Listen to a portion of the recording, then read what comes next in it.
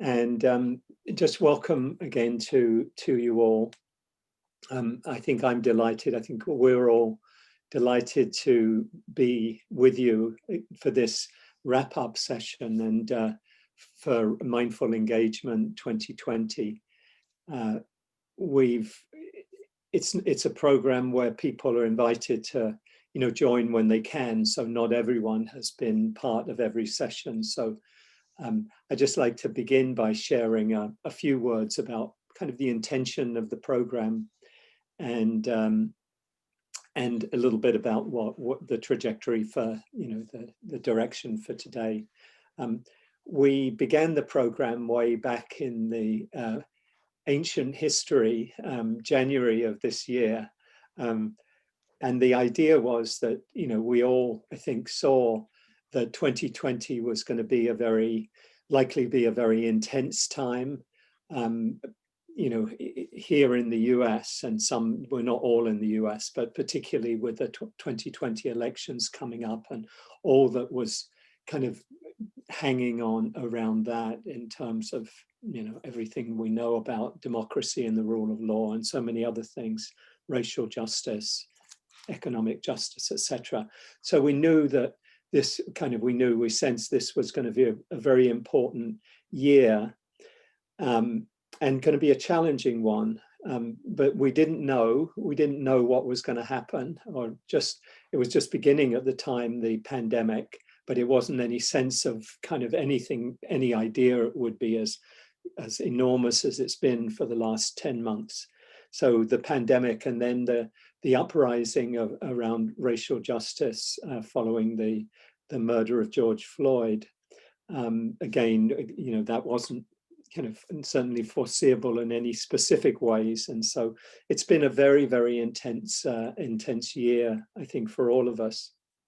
And, from the beginning, we knew that the teachings and practices, what we kind of broadly call the Dharma, the teachings and practices of mindfulness, compassion, loving kindness, equanimity, wise speech, the Eightfold Path, the whole range of Buddha's teachings have a great role, a very important role to play in helping open our own hearts, but also in helping us engage wisely and compassionately in the world.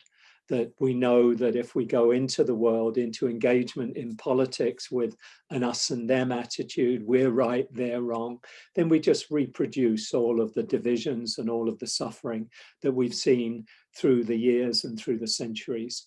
And that conversely, if we bring an open heart, kindness, even with a very clear sense of what we need to do, not being namby-pamby and, oh, we don't care. It's been we can be very caring, very directed, but without turning others into, what Katara Brach calls the unreal other, this kind of separating them off, and out of that can come blame and hatred and division, etc. So we knew the importance of these teachings, these practices. We also felt that it would be really valuable to be able to come together in community, that supporting each other was really essential, because, the nature of suffering, in the Buddhist kind of understanding is really it's separation. We feel we're alone, we're isolated, the weight of the world is on our shoulders. But then, once we come back into community, we remember, oh, we're all in this together. I'm not holding this alone. It's our collective karma, if you like, our collective, when they're suffering, it's our collective suffering, not just me, not just mine. And we, certainly, I think we all shared the understanding that the teachings and the practices can really be helpful in our public life, that our public life, enhanced by compassion, by awareness, by equanimity, by these skills and qualities of the Dharma, can change the way we do politics, or potentially change the way that politics is unfolds, is the different people engage with it. So those were some of our intentions, and over these months we've had a variety of different themes, reflecting, to some extent, each of the teachers and our kind of what we're feeling most drawn to. George, in the third session, I'll just pull out a couple of these, laid out the map of mindfulness and how it fit with his, not just George's, but the community's golden civilization conversations. Very rich session, and Kaira Jewel, back in June, led a talk and a session on inclusiveness and intimacy, medicine for polarization, or confronting polarization and privilege, very much tied to the times we're going through. I led a session on being a bodhisattva in these times and how that archetype can support us. And in all of the sessions we had, I felt we had really rich discussions, among all of us, among everybody participating in small groups and in the larger group. And we're going to continue with that today, looking back and looking forward. What are some of the learnings? What are some of the things, understandings we've gained from this time? What do we learn? We learned from our own engagement, our collective engagement? And what are our kind of visions going forward? What are our hopes and aspirations particularly for 2021? We, I think in many ways here in the US, not crazy about the term, but it's the best one I can come up with. But we really dodged a bullet in that, in the presidential elections. I think we all recognize that if we'd have had 4 more years of the current administration, it would have been drastic, more than drastic, for democracy, for the rule of law, for racial justice, climate change, the whole range of things. So in that sense, some very, very real progress was made. But we also know how it wasn't everything we wanted it to be, or we hoped it would be. It looks like being somewhat a divided government, and that's limiting what can be done, and what we all know what needs to be done, and so there many important advances this year, but really a long way to go. 3/4 of or 2/3 or 3/4 of the 75 million people who voted for Donald Trump believe his false, views about the election being stolen, but being fraudulent. So going ahead with so many people holding, views that are not based on reality is going to be a big, big challenge for us. And that's only one thing to name. There are many, many others to name, the enormous challenges of racial justice, of climate change. So just kind of naming some of those things, and then obviously we'll have a wide-ranging discussion in a little bit. But I'd like to just pause here and invite us to have some time for meditation together. This will not be a long meditation. This will be maybe 7 or 8 minutes, but invite you to find a posture that's comfortable for you. So if you're sitting, I think most of us are sitting, just relax. Let your body settle into the surface beneath you. Invite your shoulders to relax. You might take a deeper breath or two to help yourself settle and arrive.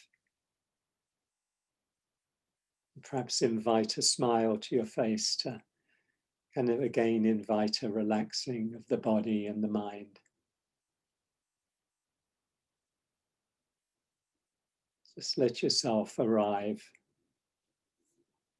and allow your thoughts to kind of fall away as much as possible. Let your attention come down into your body, feeling your body here.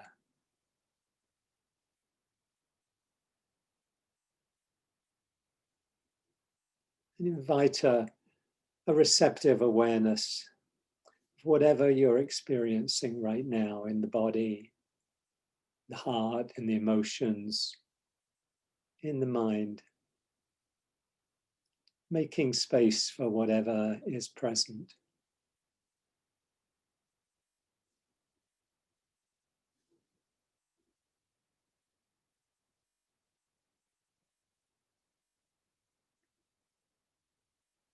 You might settle into a gentle awareness of your breathing, breathing in, breathing out.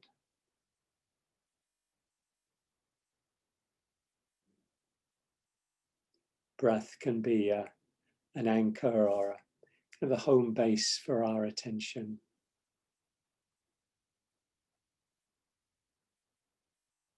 If the mind goes off into thought, we can come back again to the body, to the breath.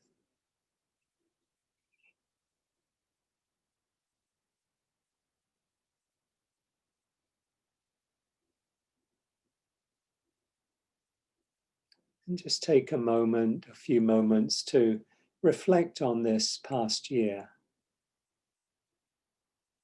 What was challenging for you? Maybe what was uplifting, joyful.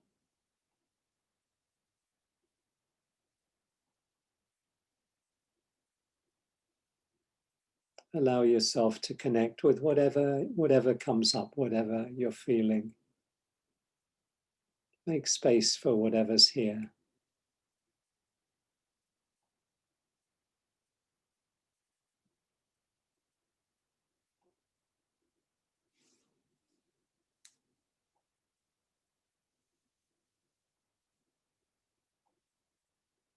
Is there anything that comes up that would be helpful to let go of?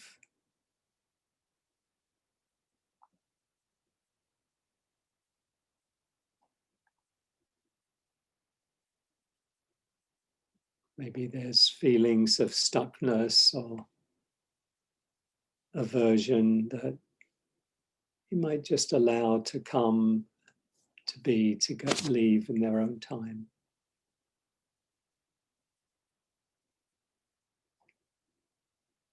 Maybe beliefs that you could let go of.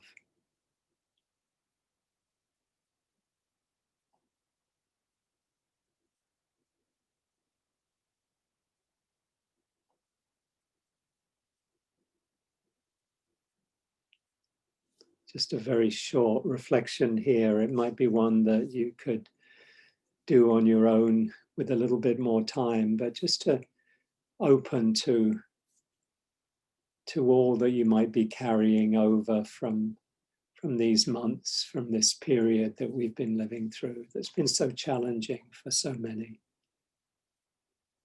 And then to invite a reflection into the future. Now, are there any hopes that you have, any vision that you have for yourself, for the world? Touching into your deepest wish for yourself, for our world,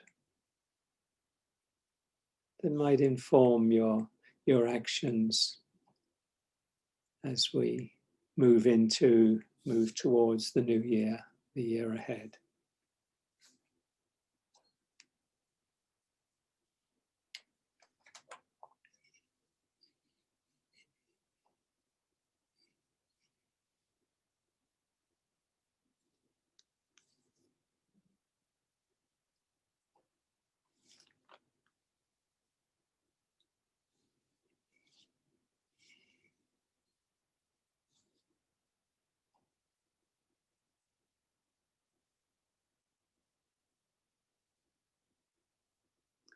I began back almost a year ago, I shared the poem of Clearing by Martha Postlethwaite. And I'd like to come back again to that. He says, do not try to save the whole world or do anything grandiose.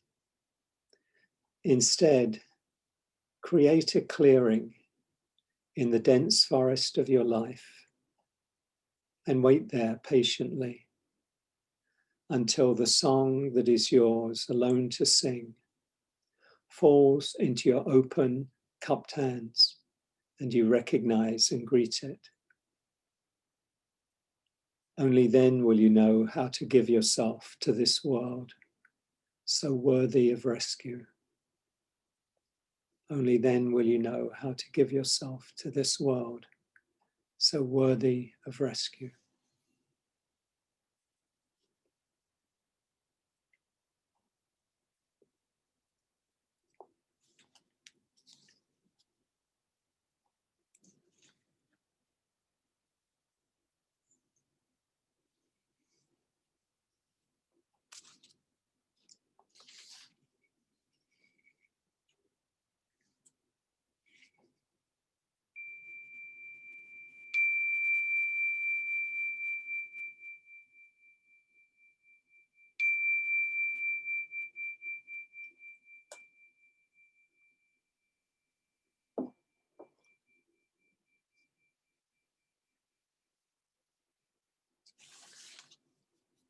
And we pass it over to Kaira Jewel and George to share your reflections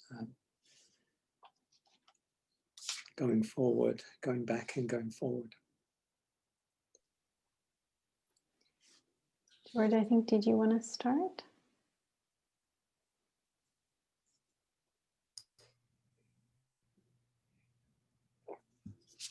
Oh, okay. I thought you were going to go. Here we go. Oh, I can. Would you like? Either way, I you- wasn't sure. Shall I? I can go. Sure. Yeah, that's wonderful. Okay. Okay, thank you. I saw your name first, so I thought it was you. Thank you so much for that practice, Hugh. What it reminded me of was a talk I was listening to just yesterday, an interview of Father Bede Griffiths. This is a very wonderful Christian father who went to India and lived in India for the last 50 years of his life and really combined kind of Hindu, Eastern practices. He set up an ashram, but also was very, very concerned about where we were going as a humanity.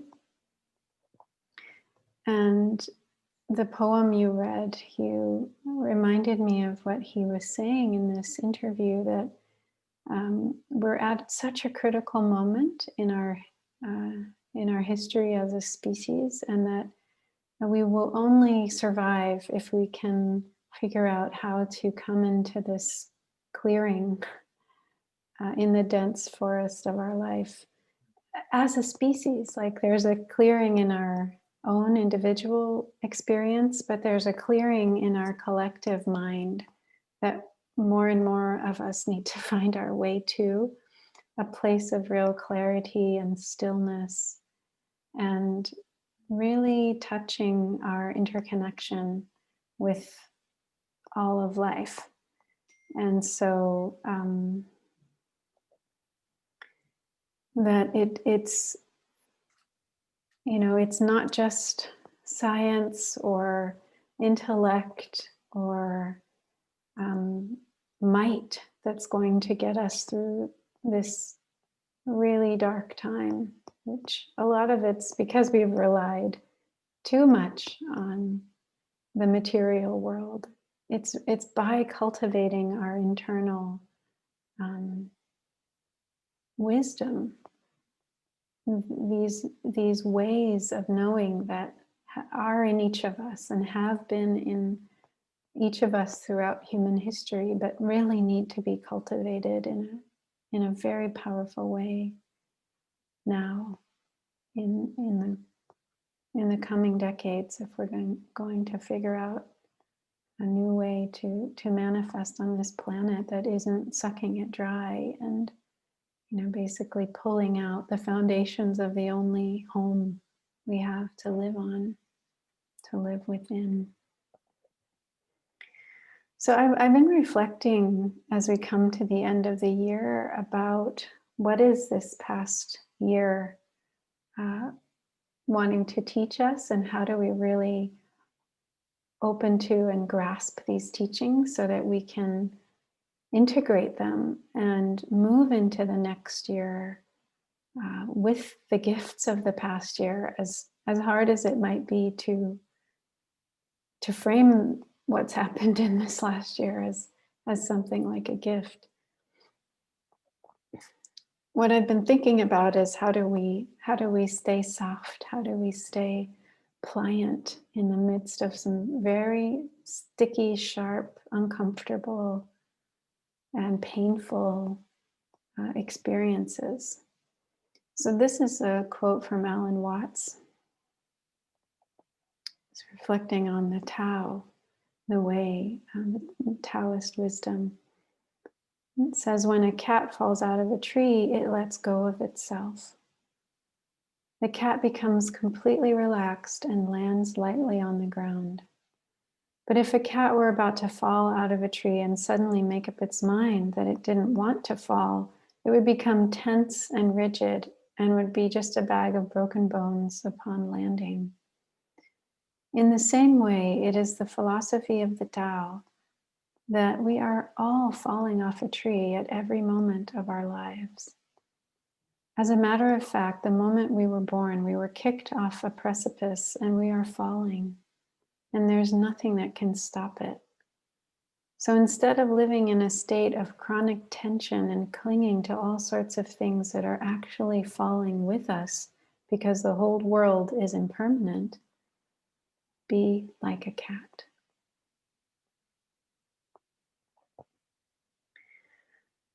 So how do we soften and let go in this moment of,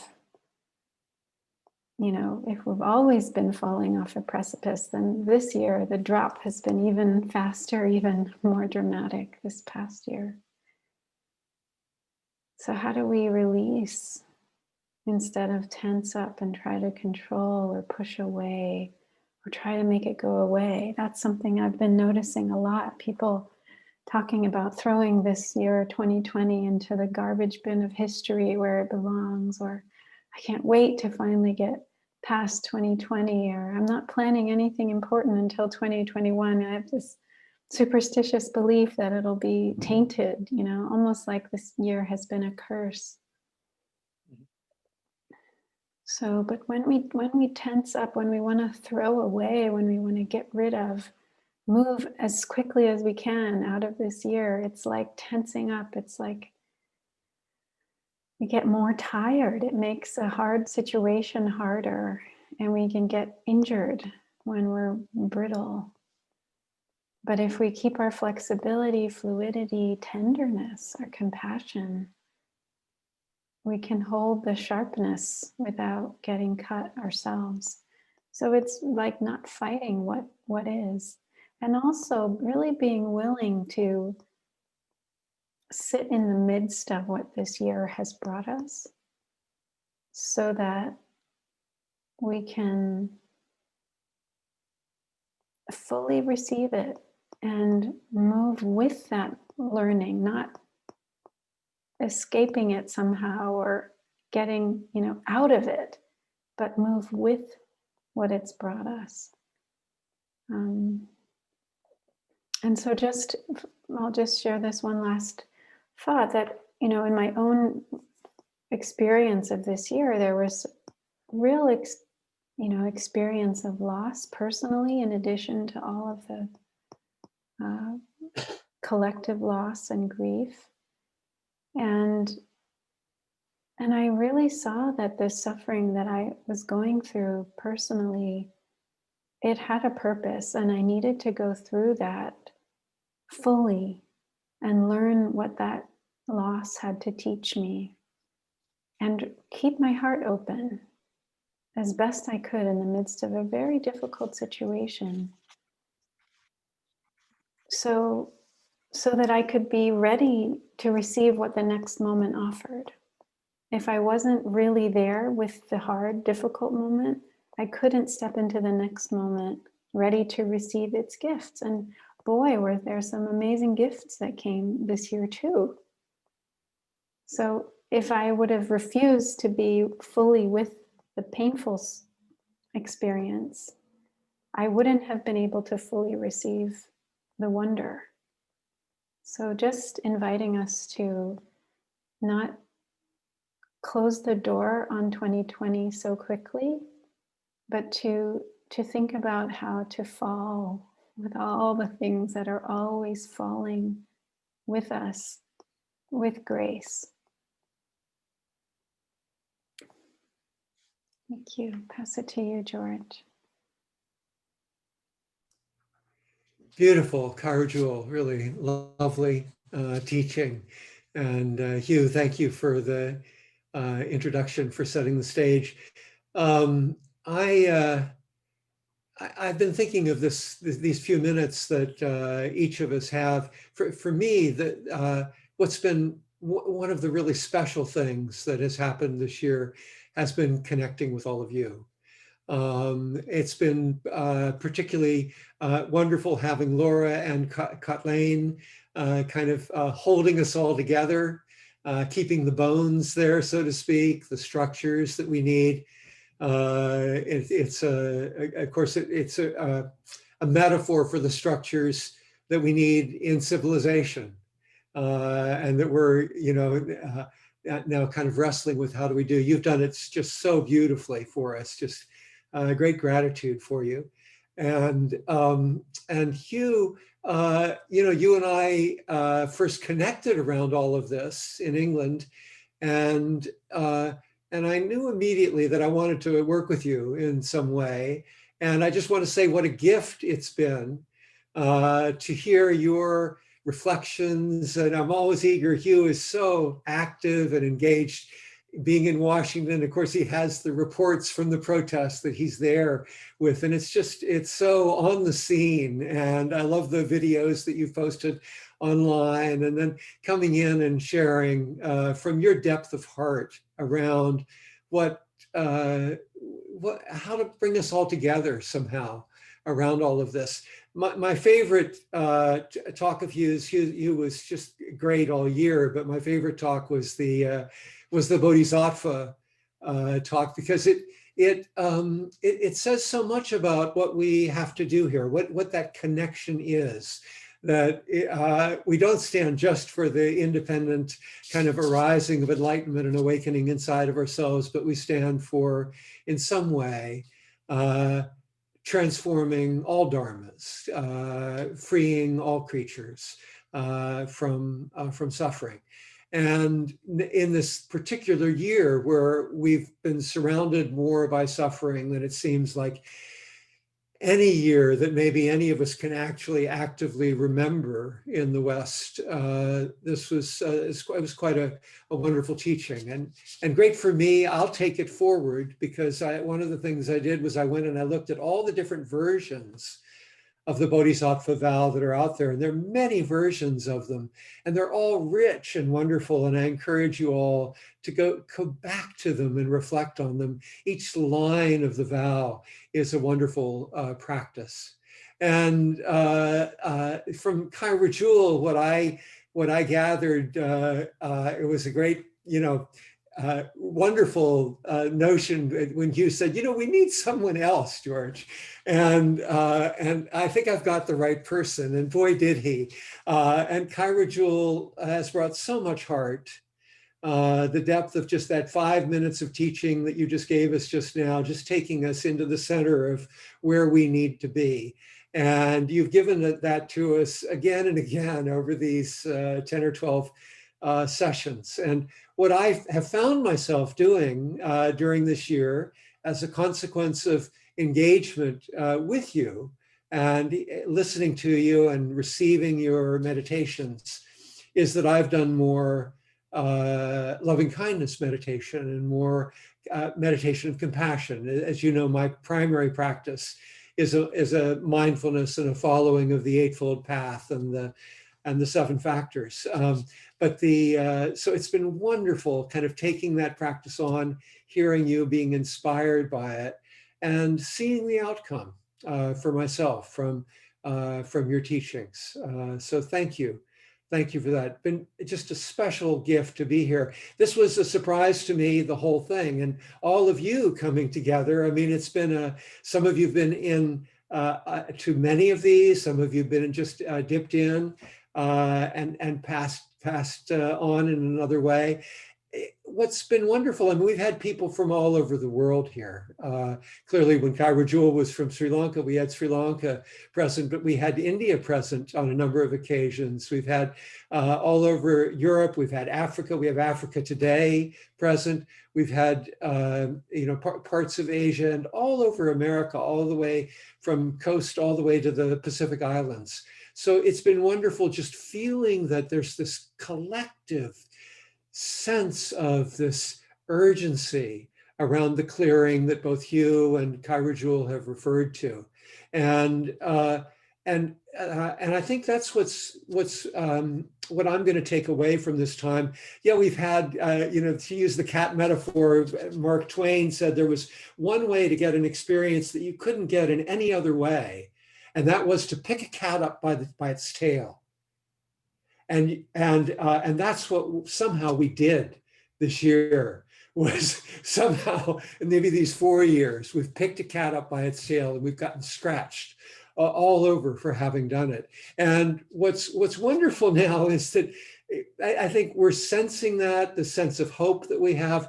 It's time for us, for the clearing, for the community, for this Zoom nation that we have to come together with the depth of practice, and from the connecting that we do in that depth of practice to each moment of our experience, to really being present and awake, to connect and engage.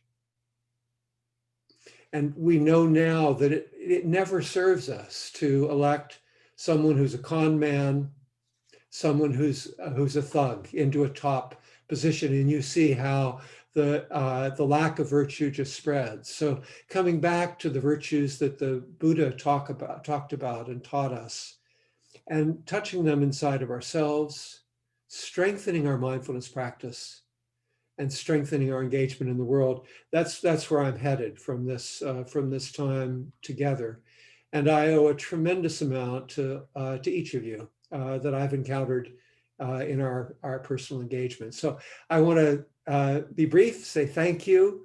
I'm going to toss the baton. I think am I tossing it back to Kaira Jewel, or I think it's yeah. Yep. So to lead us into the next frame. Thank you so much, George. You know, what we really wanted to do in this last session of this series is to give space for you all to engage. And so the next piece we want to do is have time for questions and responses. And then we also want to then use a good bit of our time for looking at where we want to go, what our intentions are, each of us here on this call, for engaging, for practicing, for creating the clearing in our own life and responding to the song of our own heart in the coming year. But if we can see if you have questions, I know some people sent questions in. I think our preference would be to respond to people's questions who are here. So maybe if you did send in a question and you're here, you could speak it out, or send a message to Laura privately if you want, and she could read out your question. You could also put your question in the chat if you don't want to ask it. But as my teacher Thich Nhat Hanh would always say at the beginning of a question and answer, question and response session, a good question can help many people. So what you're sitting with may be what other people are also sitting with. And so don't be shy to, and I think we'll just have about maybe 25 minutes, and all three of us will be responding. Maybe one person will take one question so that we can get through a number of questions. So if you have a question, maybe you could raise your hand or go ahead and put it in the chat, or Laura could let us know if you submitted a question and you'd like us to address it. So the first question from Grace in Cape Town: can you teach a Republican mindfulness? Well, I'll share to that, and if the other teachers also want to respond. I have been teaching in a group where there were people from many places along the political spectrum, and one did identify as a Republican. This was all right after the election in 2017. We did a year of mindfulness for women, and this was a person who contributed greatly to our group and had a very profound and deep mindfulness practice. And I must admit, at times I just was like, couldn't put the two realities together, that what her political beliefs were and who she seemed to be in our, experience, in our interactions, which was a very loving and compassionate person, and very deeply spiritually wise. I struggled at times, and I had to work with that. It was a good practice for me to, try to really, I think there's probably lots and lots of people like that, it might be very hard for those on different ends of the spectrum to accept or to conceive of even. We never did get into a real conversation about political beliefs. At least I wasn't privy to it. If it happened within the group without the teachers, I don't know. But I think there's a lot of people who believe a lot of different things politically who would identify as Republicans. In fact, the MBSR, mindfulness-based stress reduction, the secular mindfulness has been very popular in the Bible Belt of the South, which is largely Republican. There are large, groups of people who are wanting to take these 8-week classes to learn mindfulness, because it is presented, as it is something that can offer a real relief, a real deepening of the ability to profoundly connect with your life, that is available to anyone, any human who wishes to put those tools into practice. I mean, I think ultimately we would want that kind of awakening that mindfulness brings to really be translated into our actions, into how we treat people, into the way we vote. So to me, it is a contradiction, and your question points to that contradiction. But look at how twisted the Christian right has been in the hands of Republicans in terms of what Jesus really taught. This isn't, Christianity is not a religion of judgment, of punishment, of I'll only love my neighbor if they meet these and these and these criteria. But it's become a weapon. It's become an ideology in for political means. So an equally important question is, well, how do you practice to be a real Christian? How do you practice to be a real practitioner of any kind of spiritual or religious faith? And how do any of us, wherever we fall along whatever political spectrum, how do we not close our hearts down to people who don't believe or think like we do? I think that's a really important question for each of us on this call. And I know that those were some of the questions that came in also. Anyway, I'll stop and see if other teachers want to share or if there are other questions as well.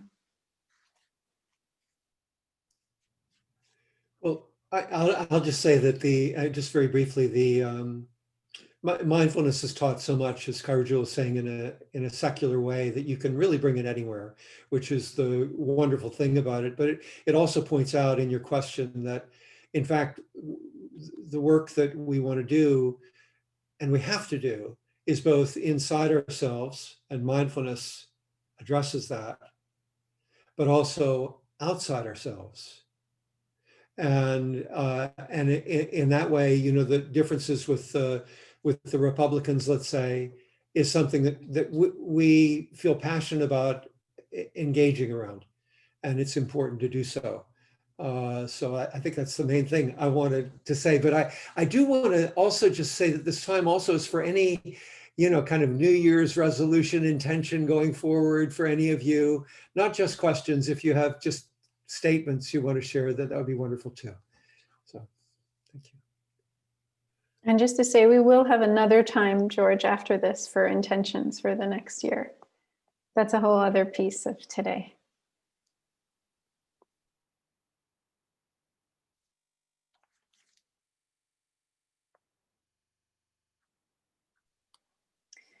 Yeah, thank you for your comments also in the chat. That definition of a Republican and conservative keeps moving to a more polarizing and constricted place. Very true. I just want to add, in a way, I think it's important for us to get beyond labels. I mean, a Republican, there are, you know, a wide variety within that term, and including, even in this time, people who, you know, don't necessarily agree with everything that's, you know, that's being done, but still, you know, still feel that they're, you know, they believe in lower taxes, or they believe in, you know, certain things. So I would want to get below the label and ask, you know, if somebody is supporting cruelty, you know, which I feel is a more significant question than whether somebody has a label of Democrat, Republican, etc. But if somebody is saying it's okay to separate children from their parents at the border, that would be very, very troubling to me. And I would say to them, I say, what is it that you're not seeing about our common humanity? And that would be the way I would want to engage with a person, not so much of the label, you're this and I'm that, but what do we care about most deeply, and what, you know, what is it that brings you to the place that you can support this, the action or that action? And then I recognize, as Kaira Jewel says, you know, and think George as well, you know, that we have work to do on ourselves, because easily we get into this, the kind of the sense, okay, we could easily, even from a Dharma, from a Buddhist perspective, we say, oh, that's delusion. That's delusion, you know, that's not seeing things as they are. And I think that would be true. But we also need to turn the spotlight on our own delusion, you know, on our own tendency to create separation, and recognize that anybody who's suffering, anybody who is caught up in, you know, QAnon or believing in the lies about election fraud, there's some suffering that you know, they're getting their news from, you know, in a very, you know, tiny piece of the larger picture, and they're buying into that. can I meet that with compassion rather than with judgment? And yes, I mean, work to try to talk to them and change their views if there's a way of doing that. But I think it's important also to recognize that that we're all, until we're fully liberated, we ourselves also do very much the same things that we tend to see very clearly in others, in the others. And so I think to approach this from a place of humility, I think that's one thing, humility and compassion, but also wise action, wise engagement. I just wanted to add that. Thank you. And I see Charles Lee, you've raised your hand. Please go ahead. And thank you, Laura, for posting the other questions in the chat. Thank you. Go ahead. Hi, good morning, at least for me. I'm in Albuquerque, New Mexico. And hello to everybody, and thank you. I guess my question is on a different topic. It concerns a lot of the practices that I've been guided in over the past week or so. This being transition into a new calendar year. I've been asked to reflect upon the past year by many teachers, and to also think about the future, think about resolutions, about what I would like to do or see for the upcoming year. And I guess I find that a little bit difficult. I guess a lot because of what I've been focusing in on mindfulness practice a lot is staying in the present moment and really not thinking too much about the past or the future. And so while I recognize that there is some value to that, I may overdo it. I can get caught in rumination about the past or about planning for the future. And so my question is how to balance the two, how to not get caught when reflecting upon the past with ruminating about the past, or when planning or thinking about the future, not getting caught kind of spending so much time planning. What are ways to help do that? Thank you. Thank you, Charles Lee. Does someone want to answer or share, George or Hugh? Did you mean, thank you, Kaira Jewel. Did you mean, Charles Lee, were you thinking politically or personally in terms of acting and engaging? I think this is such a wonderful question that you're asking, because mindfulness is really so much about waking up in the present moment. And the present moment in so many ways is all that we have, all that we've ever had, and all that we ever experienced. And yet we know there's this history and there's this moving on toward the future. So are you talking personally or politically when you talk about kind of ruminating, and then how do you move, how do you balance this practice of being present with your engagement? For me personally, I don't, politically, I really am rarely bothered by people's political views. But I think in my personal life, it's where, I can fall prey to a lot of rumination about the non-present time. Yeah.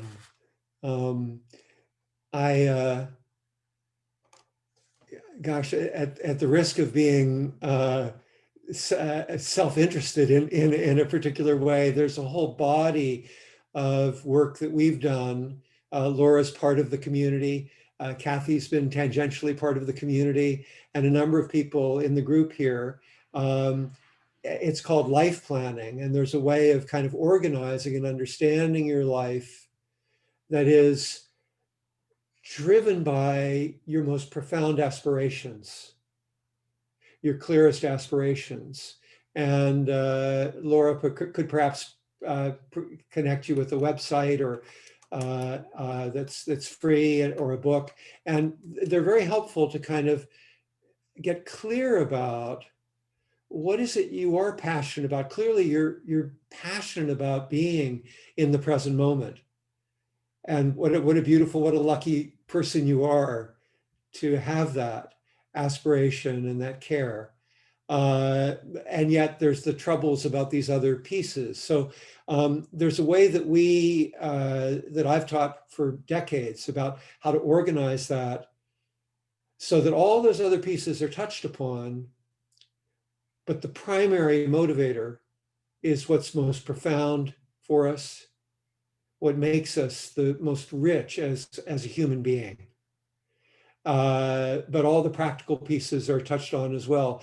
And if you, I find for myself, if I approach that with kind of bounded in time and space, but primarily live in the present moment, that it's a very rich way of doing that. So happy to share those resources, and I love the question. I don't know if another teacher would like to share, or if Charles Lee would like to respond. Yeah. I'm just going to step in for the sake of time. I think I see Rich has raised his hand, and then Tuhung has written a question in the chat. And since both are here today, I think we can prioritize their questions, and maybe one Hugh could answer, one I could answer, and then we could move into the next part of our time. Go ahead, Rich, if you'd like to ask your question. Very good. Actually, I don't have a question. I just have a comment, like 2 comments, actually. One is to second what Hugh was talking about, avoid using labels like Republican and Democrat, because each of those have degrees. But a lot of words like conservative, liberal are just completely meaningless. I mean, a conservative, say if you're a gardener and you're a conservative gardener, I mean, most of the conservative gardeners I know are extremely liberal people.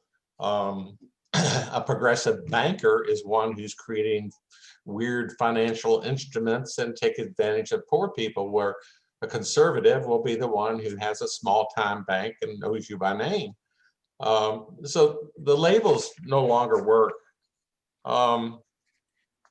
The second thing I want to point out is if you're discussing politics with a person who strongly disagrees with you, you have to ask yourself whether or not this person is open to listening. And if they're not, they're not open to it. And I think that's pretty obvious. But the second thing is, and this is from Carl Skoglund, who wrote a paper on investigating clinging abuse. And in it, he says that you might consider that when we're clinging to an opinion or opposing one, we've given over our attention, our consciousness to a specific theme of all the infinite possibilities we've chosen, for better or worse. This thing is to make ourselves, this is the thing to make ourselves conscious of. So I think that's very important of this paper. That's something that really stuck out with me, is that when you're holding onto an opinion and you're trying to give or force that opinion onto somebody else, you're losing your consciousness. You're not paying attention. So that's what I have.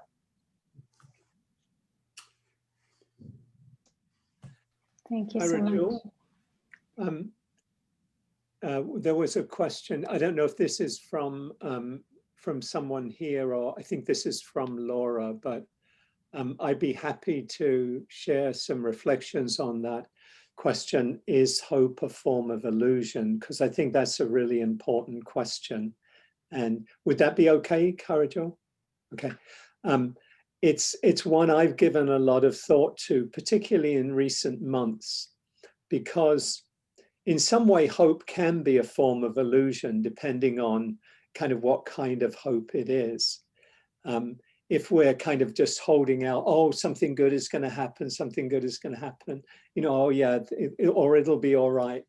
That isn't necessarily a very skillful form of hope. But the way I think of hope is in a more active way. You know, some Buddhist teachers, I'm thinking particularly of Joanna Macy. She speaks of active hope, where the hope is tied to engagement. It's tied to a vision. You know, it's not just, you know, oh, let's hope something happens or everything's going to be all right. It's very much integrated into present moment awareness and a vision for the future. And a vision, I think, is very much part of the Bodhisattva path. Joan Halifax, also out in New Mexico, Roshi Joan Halifax, speaks about wise hope. And again, so I think characterizing hope, having a particular quality of hope, kind of hope, makes it much more resonant, if you like, with the Buddhist teachings. It's interesting. I was doing a talk on hope, and I looked up the Pali word for hope, and it's not, you know, the first language of the Buddha's written teachings, the Pali language, and the word, I can't remember what the word is actually off the top of my head, because it's not one that's familiar. You don't see it in the Buddhist lists, you know. And when it's defined, it's very much defined as Webster's dictionary defines hope, as expecting something in the future. You know, the idea that I'm hoping for a thing and we're leaning into the future as the question, you know, with a quality of illusion, you know, we're wanting something, we're leaning ahead. And so, you know, you could say almost in historically in Buddhism, it tends to have that, like, it's almost like a form of craving, you know. But much in more recent times, you know, when we're you know, with engaged Dharma, engaged mindfulness, I think it's been recrafted, you know, in the direction, for example, that Joanna Macy takes it. And I love as well the discussion of hope by Václav Havel, who was the playwright and dissident under communism in Czechoslovakia, who went on to become the president of the Czech Republic. And he talks about hope as an orientation of the spirit, an orientation of the heart. And I love that. It's kind of orienting our hearts and our spirit towards what we care about. You know, George talked about what we care about most deeply, what we really care about. We turn our heart and our spirit in that direction. He says, hope is not, you know, expecting an outcome. It's definitely not the same thing as optimism. It's not the conviction that something will turn out well, but the certainty that something makes sense regardless of how it turns out. So it has a rightness to it, even if, you know, the likelihood of it happening is very, very limited. He says, and he was writing this at a time when hope didn't feel, you know, there wasn't a great basis for hope in the 1980s, you know, under communism. He says it's also this hope above all, which gives us the strength to live and continually to try new things, even in conditions that seem as hopeless as ours do here and now. And ironically, he was writing that 4 or 5 years, I think, before the whole collapse of communism, freedom in Czechoslovakia and Eastern Europe and all of that. So that idea of hope as something that that isn't dependent on, how things are going to turn out, but we're doing something, envisioning it and doing something because it's right. Like wise action. Wise action doesn't depend on certain outcomes. We're doing it because it's the right thing to do. So that's the way I see hope. And I see this as a time, a kind of very important time for us to reflect, because so much is changing. Not just the new year and the ending of the pandemic, hopefully coming soon, the new administration coming in, and all of the challenges that Kaira Jewel talked about earlier. How do we engage with those without a real sense of hope, but have that hope be really grounded, really rooted? And that's what I'm thinking we need right now. Thank you. Thanks so much. And really grateful also to Rich for your contribution to this, looking deeply at really how do we take steps that make sense and that take in all of the realities that we see. And I see that very connected to what you just shared, Hugh. And I'll just wrap up this part of our time with a response to Hung's question on what's the difference between reacting and responding. And it feels very connected to what we've been talking about here. One of the things I would just say is that when a student went to a monk to ask, a Buddhist monk, what is this whole path? What is this path of transformation? And the monk just said, a wise response. That's what the whole path is a wise response. So we are in our spiritual practice in order to respond to what's coming up in our own lives and the world around us. And that's different from reacting to the world around us or to what's happening inside of us. So Hung, I don't know if you heard the quote I shared of Alan Watts about the cat falling. So the ways many of us deal with the fact that we're falling is to react in fear, in some kind of the three poisons of Buddhism, the three things that really take us into suffering are greed, hatred, and aversion, or fear, some kind of something that makes us want to hold on to things, push away things, or not see things. Greed, hatred, and illusion, greed, hatred, and illusion are the three poisons. So this also what Hugh was talking about, the difference between, seeing things clearly and still acting on behalf of what we really believe should happen in this world versus an illusion of, what we're fantasizing about or that isn't grounded in reality.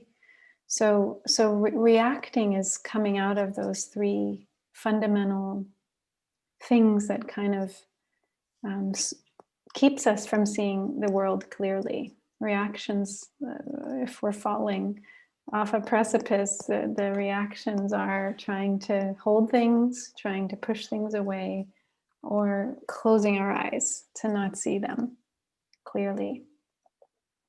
And responding is staying with our eyes open to what is real and doing what we feel is the most skillful thing given what's happening.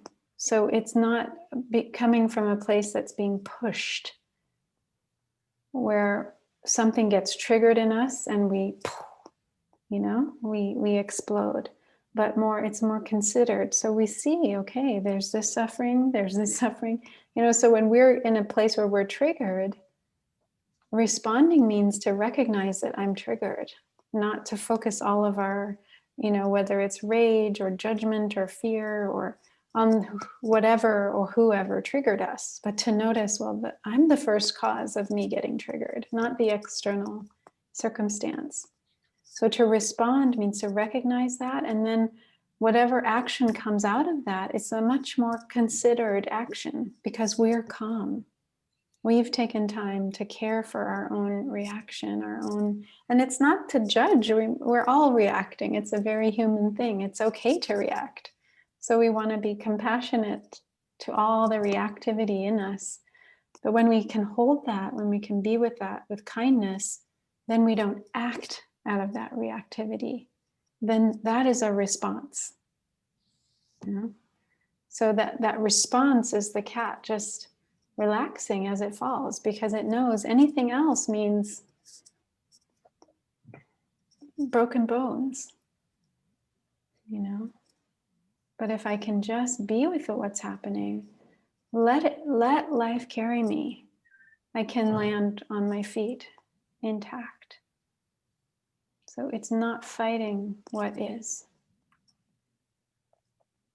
Thank you, everyone, for your questions. We'll pass it to George now to look at our role as teachers. Wonderful, thank you. Again, beautiful comments and responses. I'm thinking that we're kind of 10 minutes behind on the schedule that we had intended, and I'm thinking that maybe we should combine these two sharings that we have coming up. One of them is to ask from you, what, you know, it's a new year. What's your intention? And particularly coming out of this work that we've done here over the year, this work of mindful engagement, the transformations that are occurring in the culture around us. What's your intention? But it could be personal, again, back to Charles Lee, and you know, focused on what I need, what we need individually.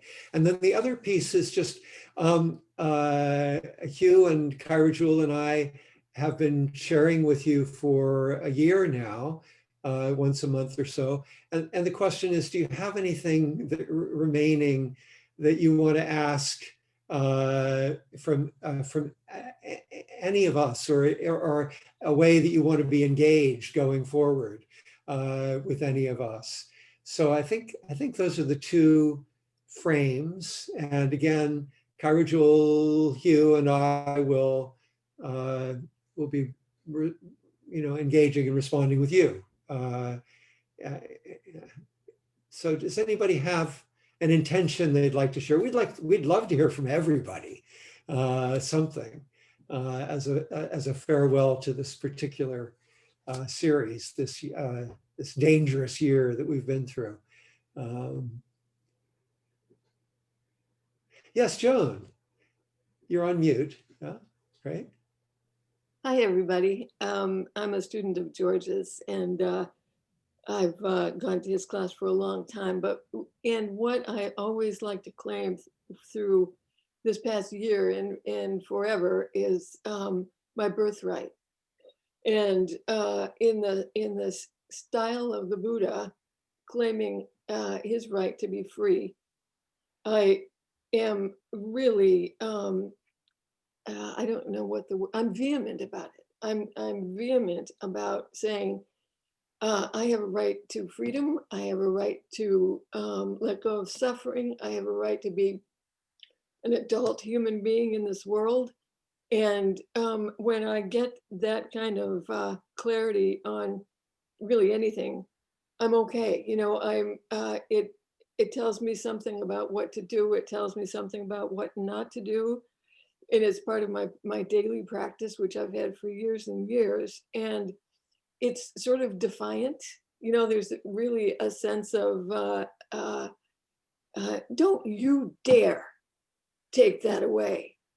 And, you know, not in the traditional sense of being angry, but in my own sense of being strong, which I only came to when I started practicing every day. And it is a how dare you a lot of the times, but it's always said with a smile, you know, somewhere in me. And just the the motivation to stay awake, to really keep my eyes open, stay awake. That's it. Thanks. Thanks, George. Beautiful. Thank you. Thank you, John, for that reminder that that was the Buddha's intention, to stay awake, to be free from suffering. And he was pretty clear when he made that intention, an intention on the night of his awakening, just as you sound, John. Thank you so much for sharing that. Yeah. And a wonderful intention to be to have for the year coming up, not to mention for a lifetime. Anybody else, or Hugh or Kaira Jewel, anything you'd like to share? I'd like to hear from the group. I think we've done a lot of talking today, and love to hear from as many as possible of the folks, those here today. So I'm happy to share something. So my own work, teaching, writing, general work, is trying to understand how crisis and renewal interact with each other. And I think of hope as being, in moments like this moment, which is crisis, either are possible, a deepening of crisis or renewal. And so the intention and the question that I ask myself is, what are the things that I think I know to be true that by holding on to them, in fact, deepen crisis rather than open towards renewal?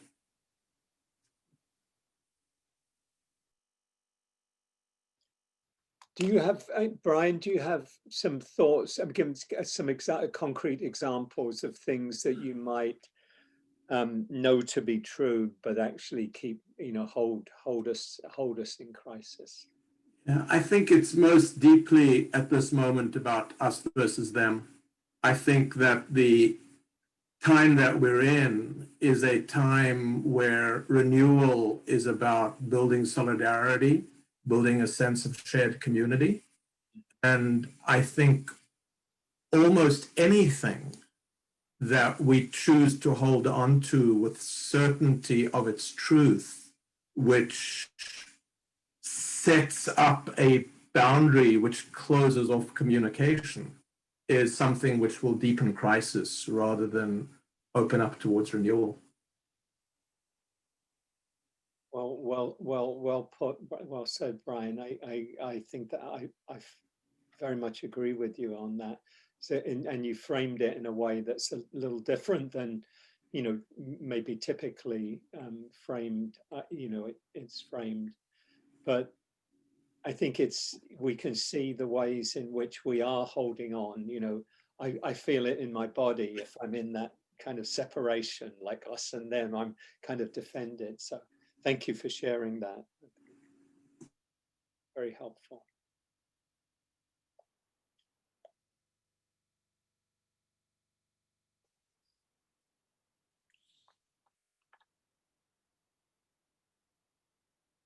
Kathy has a hand up.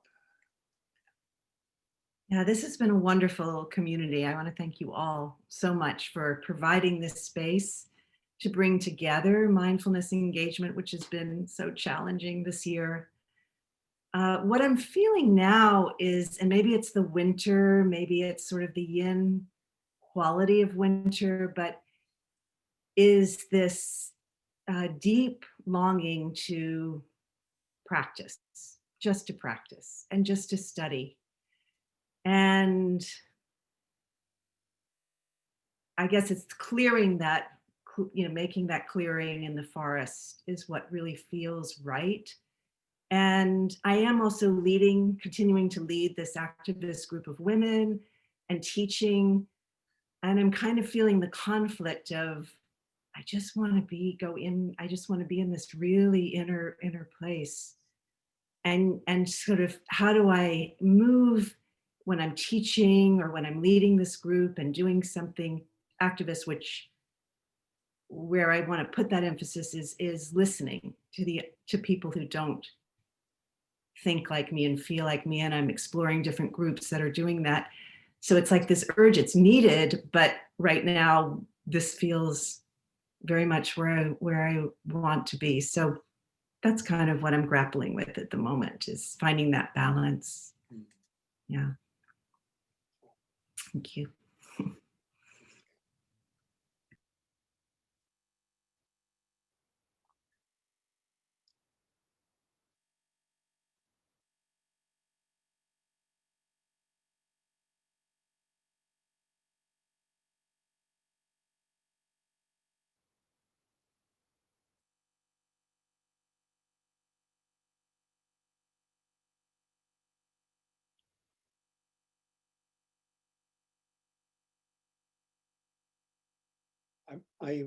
Oh, Neil, go ahead. Yeah, please. Well, I recently came across I guess I should say that after what feels like nearly a full year of enforced solitude, I've been struggling with notions of patience, how to be patient around things that I A, can't change, or B, don't know how to orient myself towards their change or to promote change. But I recently came across a quote in a book I was reading that I wanted to share because it's been really revelatory to me. And it's from the Vegetable Roots Discourse, which Roshi Joan Halifax quotes in her book, Standing at the Edge. And it's soil that is dirty grows the countless things. Water that is clear has no fish. Thus, as a mature person, you retain a measure, you include and retain a measure of grime. And I have been meditating on that since I read it, and about a variety of things. One is the aspiration of purity is that's like a bypass, the spiritual bypass. But one of the things that arose for me as I was, and so I feel like my intention is to have a more wholesome attitude towards my own griminess, for lack of a better way of putting it, and to recognize that that's a common feature of everyone that I encounter, as far as I know. Some people, of course, seem less grimy to me than others, but that's my judgment and an issue that I bring to the situation. So I guess part of what arose for me as I was listening today was part of what the griminess, my own griminess is my own complicity in the things that I want to change. And so I think one of my intentions that's arising now is to develop a more wholesome relationship to my complicity so that I can, because I don't know that I can become less complicit if I don't first embrace how I am complicit. And I'm really grateful to be here, with you today for that. Beautiful, beautiful. What a beautiful sharing, Neil. Two brief things, and then we've got a final wrap up. But Neil, the patience is a huge topic in Buddhism. The paramitas, in particular, Shantideva's work in the Tibetan tradition, and many people have written about it. And they're rich resources. Just to dive into that is an extraordinary teaching. And Vegetable Roots Discourse, one of my favorite documents of all time. My favorite translation of it, there are many translations. My favorite translation is actually called Back to Beginnings, translated by Thomas Cleary. And I highly recommend. It's a wonderful mix of Buddhism, Taoism, and Confucianism. Thank you so much for concluding that portion with that. We have a bit that each of us, the teachers, wanted to share just a little bit about where we're going in the next year, and as part of the closing, and then so I just want to share that. I'll just start off with that, what I'm going to be doing, and then let Kaira Jewel and Hugh pitch in. Kathy Lubar, as you see, Kathy and I are engaged in a series of teaching. We're married, of course, we're engaged in a life together, but we're also teaching mindfulness, and we'll continue to do that on Wednesdays in the afternoons and the evenings, East Coast time, audiences all over the world. But I'm going to be integrating more of the golden civilization notion into it, more engagement into it. One of the ways the Buddha thinks about that is Maitreya, and as a fourth turning. It's what comes next, and how do we create I think it's time, part of this clearing notion that Kaira Jewel and Hugh were talking about. It's time to make that golden civilization. The political transformation is just a small piece of it. It's time for all of us to come together and make that happen. And so we're going to be looking at that as one of the themes in our ongoing mindfulness teachings. So that's where I am. You can find me on the web through my name or Kinder Institute. Laura might be sending out an email with all of it. Kaira Jewel, Hugh, would you like to share? Either of you like to share? Sure. Thank you. So this coming year, I'm actually wanting to really become more quiet and more still. And I feel like, yeah, just been on a kind of a long arc of a lot of activity externally. And so I'm looking forward to doing quite a bit less. But I am teaching a few retreats at the beginning of the year. If anyone wants to join a loving kindness retreat, January 10th to the 16th through Spirit Rock. You can find out more on Spirit Rock's website. I'm one of 4 teachers. 3 are folks of color, Conda Mason and Jeff Houses, along with Donald Rothberg.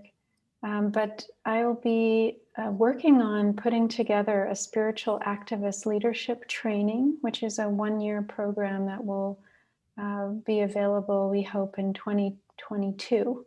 So feel free to write to me or go visit my website, kairajewel.com, and I'll send out this information to everybody through Laura and Colleen after. But it's a 1-year training that I'm doing with 4 other women.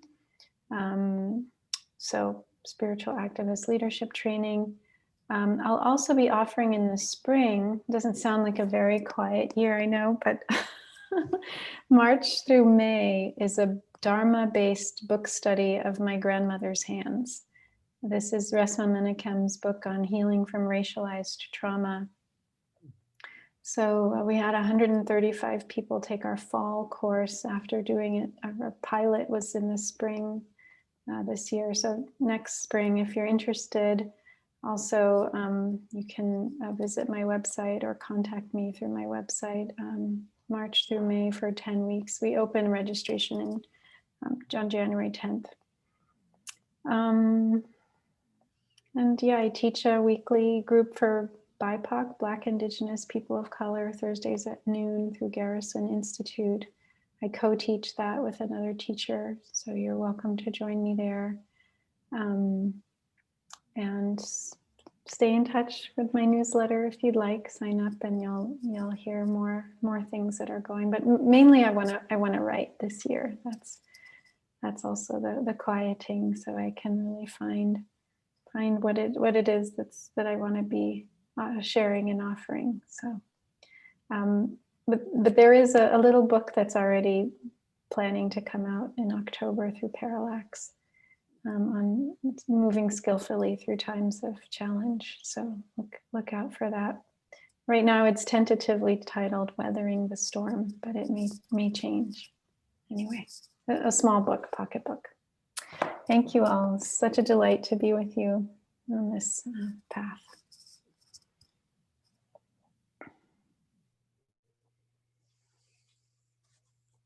Hugh, you're on mute. I'm on mute. I'm the same, really. I have my ongoing classes that I'll continue to teach. I have Sunday morning one, and I do one on Insight Timer now. You know, we have folks from all over the world and hundreds of people, and it's really nice. It's kind of like this, only you only have the chat. I can't see everybody, but it's been a really nice experience doing those as well. But in the big picture, I'm kind of in a similar place to Kathy and I think Kaira Jewel, that I really want to kind of take some time to go inward and find some quiet. You know, whether it's personal retreat, you know, or a kind of a more formal retreat. Maybe it's at home if the pandemic is still going on, a longer period of retreat. Because I'm kind of in a bit of a don't know place, because things are so much in flux and in change. I don't quite know what my kind of activist role is in this next period. You know, what is it that I'm most called to do? It was this year, it was pretty clear, 2020, you know, it was kind of like, here it is, let's do what we can. And I felt really good. We did a lot of, one thing I made this year, I used to feel a certain amount of, I should be doing more, I should be doing more. And this year, what I did and what we did was to leverage kind of the context that we have, so to encourage other people. So with Court Lane and others, with Tara Brach and, you know, others here in our Washington area, we did a big effort around Wisconsin, which in retrospect, given that there were only 20,000 votes difference, and we raised collectively $215,000, I think we, you know, we could feel a little bit of like, oh, we own this too, you know, this, you know, working with Court Lane, we did organized a lot of the contacts within our community, and we got about 33,000 letters written to various people in swing states. And so that felt really good, just using the kind of context that I built up over 20 years of teaching to encourage people and play that role. And that felt very good. But in this next period, I'm not exactly sure what it will be, but I've been an activist pretty much all my adult life in one way or another. And so it's really a question of kind of finding what is the form in this next period. But definitely going inward, I think, is a big part of it, and wanting to stay connected with folks, you know, who also share the same, you know, heart commitments in this area to our, you know, to healing the suffering of the world and creating what Charles Eisenstein called the more beautiful world our hearts know is possible. And I think that that's kind of what we all share together. So, thank you.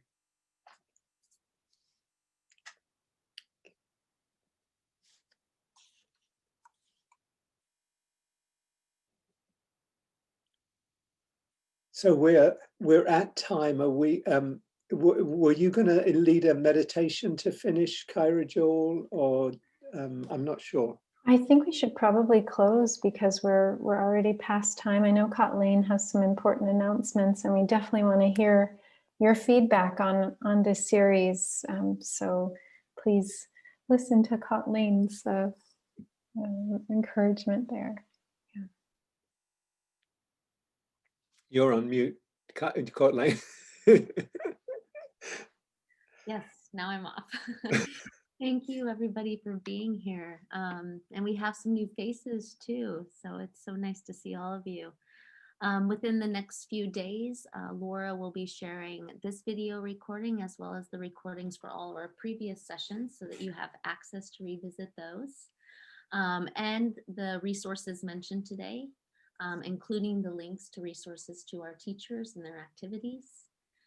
And then we'll also share the donation links again. And Laura, maybe you want to post those again in the chat if you haven't already. And then one of the really important things too is a survey. We're going to give you a link to a survey, and we really would appreciate your feedback on this series and anything else that you want to share. it's important that we hear from you. And I think that is what we have for today. So thank you for being with us this year, or if those of you that just came today for the first time, thank you for coming to us today. And I'm deeply appreciative of all of you, especially the teachers. May we all enter the new year with much engagement and deepening.